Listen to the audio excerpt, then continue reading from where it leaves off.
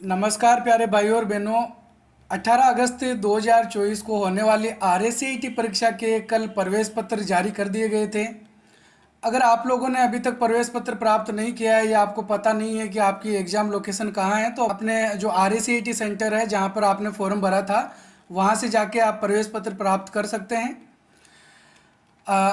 आरएससीईटी परीक्षा से जुड़े आज के इस वीडियो में हम 20 महत्वपूर्ण प्रश्न उत्तरों को जानने वाले हैं। तो अगर आपने अभी तक हमारे यूट्यूब चैनल आरएससीईटी गुरुजी को सब्सक्राइब नहीं किया है तो तुरंत सब्सक्राइब कर लें, ताकि इसी प्रकार के और नए नए वीडियोज आपको मिलते रहें।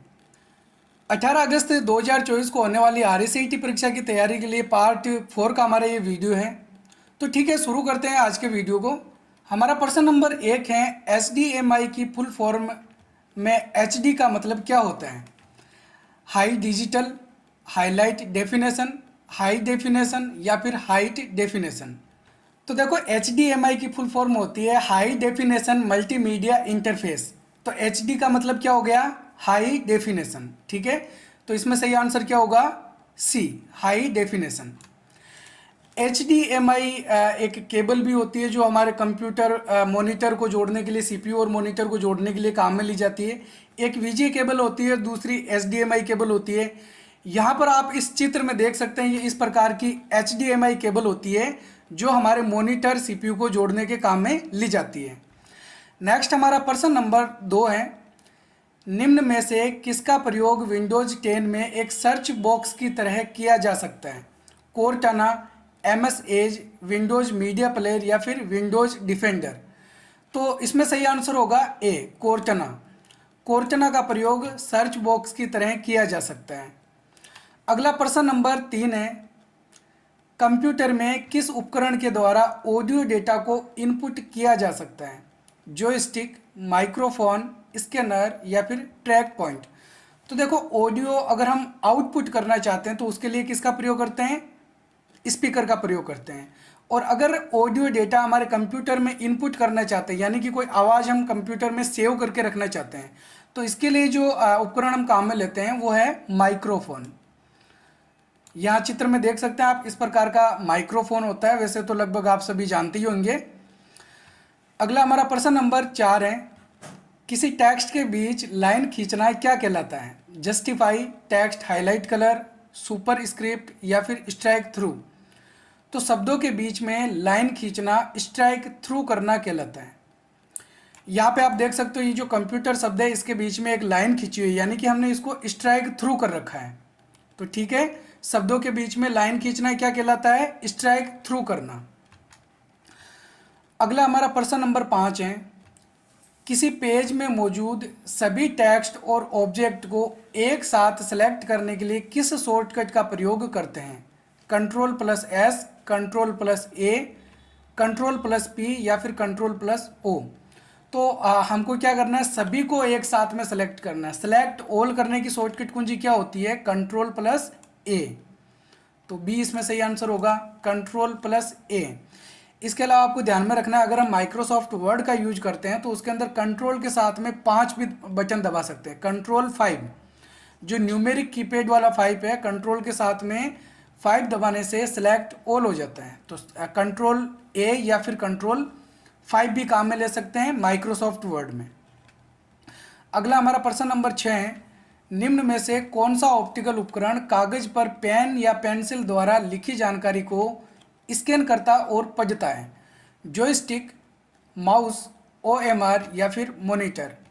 तो ऐसा ऑप्टिकल उपकरण कौन सा होता है जो कागज पर पेन पेंसिल से हम जो मार्क करते हैं उनको स्कैन भी कर लेता है और पढ़ भी लेता है?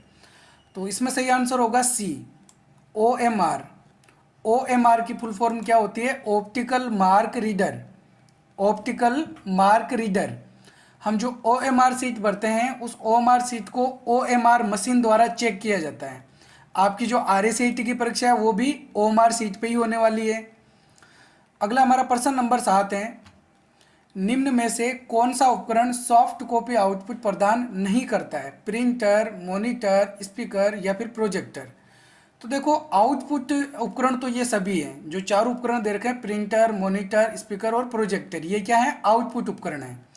अब हमको इसमें से ये बताना है कि सॉफ्ट कॉपी आउटपुट कौन प्रदान नहीं करता है। तो सबसे पहले तो हमको ये जान लेना है सॉफ्ट कॉपी आउटपुट और हार्ड कॉपी आउटपुट कौन सा होता है। तो ऐसा आउटपुट जिसका प्रयोग हम कंप्यूटर को बंद होने के बाद भी कर सकते हैं, ऐसा आउटपुट क्या कहलाएगा, हार्ड कॉपी आउटपुट। और ऐसा आउटपुट जो हमको तभी तक प्राप्त होगा जब तक कंप्यूटर चालू है, ऐसा आउटपुट कहलाएगा सॉफ्ट कॉपी आउटपुट। तो देखो मॉनिटर, स्पीकर और प्रोजेक्टर, इनके माध्यम से जो आउटपुट मिलेगा वो तब तक ही हमको दिखाई देगा या तब तक ही हमको प्राप्त होगा जब तक कंप्यूटर चालू होता है। तो ये सॉफ्ट कॉपी आउटपुट के उदाहरण है। और प्रिंटर के द्वारा जो प्रिंट किया जाता है, कागज हम छापते हैं, उसका प्रयोग हम ऐसे समय में भी कर सकते हैं जब हमारा कंप्यूटर बंद होता है।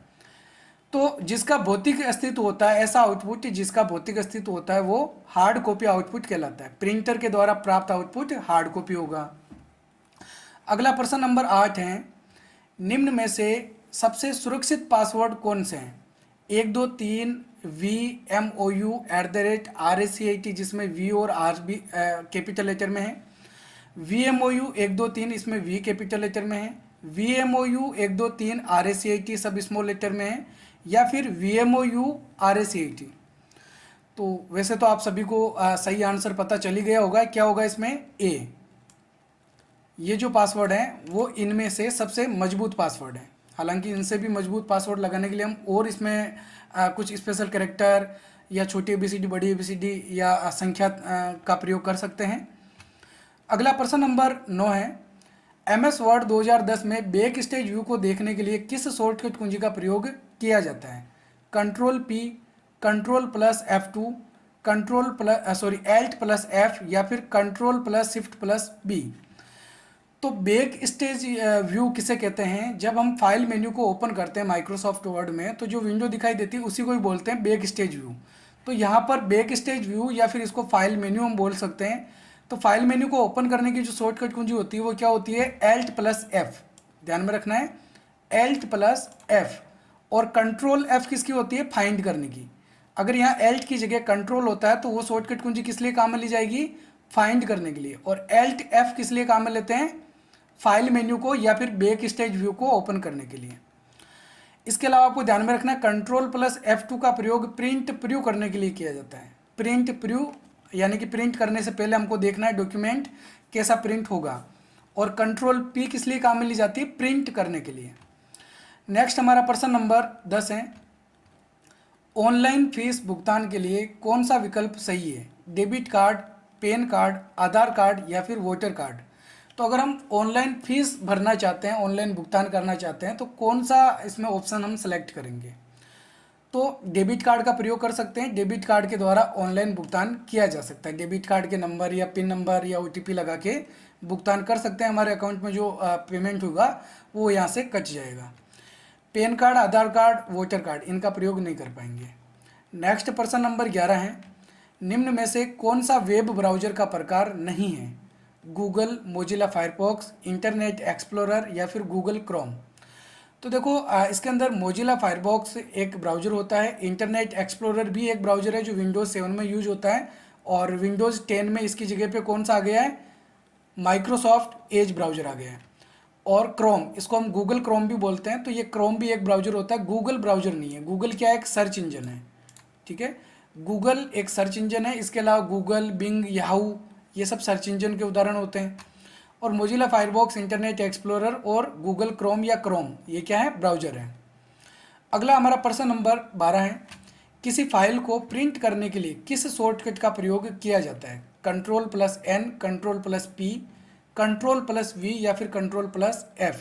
तो क्या होगा इसमें सही आंसर, Ctrl+P।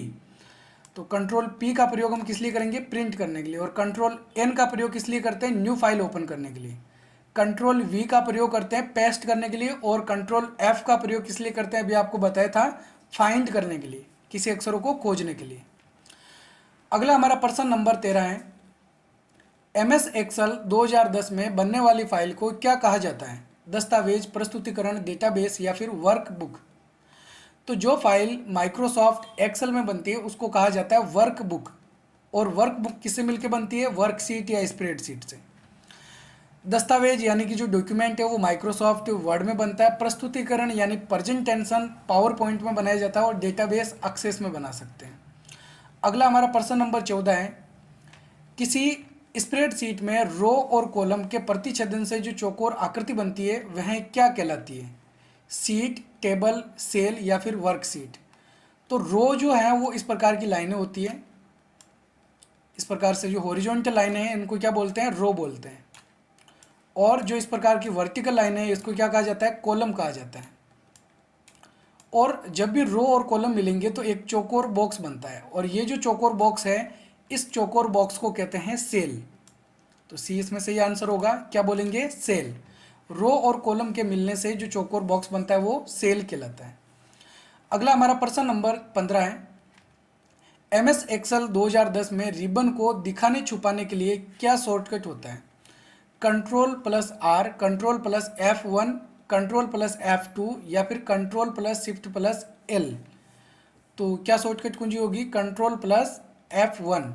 ठीक है, Ctrl+F1 के द्वारा हम रिबन्स को दिखा और छुपा सकते हैं। रिबन किसे बोलते हैं? जब हम किसी टैब को सेलेक्ट करते हैं तो उस टैब से संबंधित टूल्स जो हैं वो हमको उसी के नीचे वाली पट्टी में दिखाई देते हैं, जिसको स्टैंडर्ड टूल बार कहा जाता है। तो रिबन को और क्या बोलते हैं? स्टैंडर्ड टूल बार भी बोलते हैं। तो आपको ध्यान में रखना है, रिबन या फिर स्टैंडर्ड टूल बार को दिखाने छुपाने के लिए किसका प्रयोग करते हैं? Ctrl+F1 का प्रयोग कर सकते हैं। या रिबन की जगह स्टैंडर्ड टूल बार भी लिखा हुआ हो सकता है, तो भी आपको सही आंसर क्या करना है? Ctrl+F1 करना है। अगला प्रश्न नंबर 16 है, गूगल प्ले स्टोर का प्रयोग किस लिए किया जाता है? गाने सुनने के लिए, वेब पेज देखने के लिए, गेम खेलने के लिए या फिर ऐप डाउनलोड करने के लिए? तो देखो यहाँ पर ये जो आपको इस प्रकार का आइकन दिखाई दे रहा है, आपने स्मार्टफोन में देखा होगा। तो इसका प्रयोग हम किस लिए करते हैं?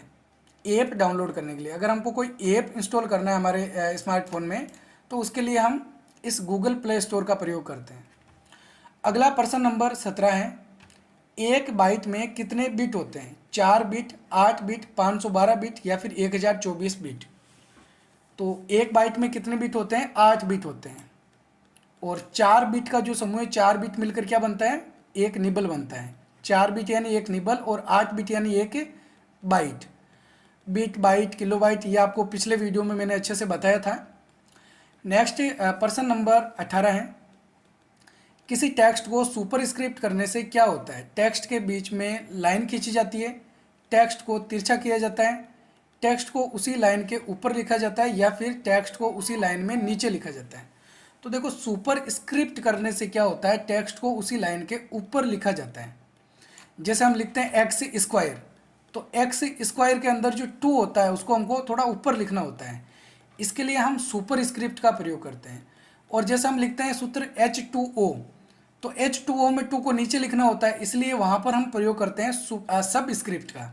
ठीक है, तो सब स्क्रिप्ट का मतलब होता है शब्दों को उस लाइन में नीचे लिखना, और सुपर स्क्रिप्ट का मतलब होता है लाइन के ऊपर लिखना। अगला प्रश्न नंबर 19 है, कंप्यूटर का वह भाग जिसे देखा या छुआ जा सके क्या कहलाता है? Input device, output device, hardware device या फिर सॉफ्टवेयर? तो कंप्यूटर का वह भाग जिसको देखा या छुआ जा सके, यानी कि जिसका भौतिक अस्तित्व होता है, उसको हम बोलते हैं हार्डवेयर डिवाइस। कंप्यूटर के वह भाग जिनका भौतिक अस्तित्व होता है, जिसको देखा छुआ जा सकता है, वो क्या होते हैं? हार्डवेयर होते हैं। अगला हमारा प्रश्न नंबर 20 है, निम्न में से कौन सा आउटपुट उपकरण है? मॉनिटर, कीबोर्ड, माउस या फिर स्कैनर? तो इसमें से आउटपुट उपकरण कौन सा है? मॉनिटर है। और मॉनिटर जो हमको आउटपुट देता है वो कौन सा आउटपुट होता है? सॉफ्ट कॉपी या हार्ड कॉपी? अभी आपको बताया था, मॉनिटर जो आउटपुट देता है वो कैसा होता है? सॉफ्ट कॉपी आउटपुट होता है। और प्रिंटर जो आउटपुट देता है वो हार्ड कॉपी होता है। बाकी यहाँ पर कीबोर्ड, माउस और जो स्कैनर है वो आउटपुट उपकरण नहीं है, वो इनपुट उपकरण है। तो ठीक है, ये थे आज के हमारे 20 महत्वपूर्ण प्रश्न उत्तर। उम्मीद है आपको वीडियो पसंद आया होगा। अगर वीडियो पसंद आए तो वीडियो को लाइक और हमारे चैनल को सब्सक्राइब जरूर करें। हम मिलेंगे एक और नई वीडियो में, तब तक के लिए जय हिंद, जय भारत।